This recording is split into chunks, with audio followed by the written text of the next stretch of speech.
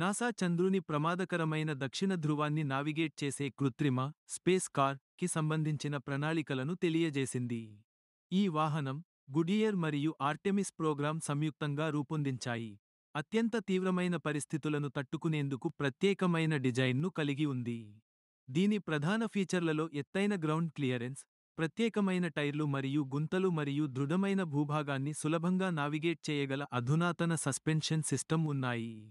Space X CEO Elon Musk ఈ వాహనాన్ని Starship rocket ద్వారా చంద్రునికి తరలించే పనికి అంగీకరించారు. ఇది అన్వేషణలో మరియు చంద్రుని దక్షిణ ధృవానికి మానవ మిషన్ల యొక్క అవకాశాల పరంగా ముఖ్యమైన మైలురాయిని సూచిస్తుంది.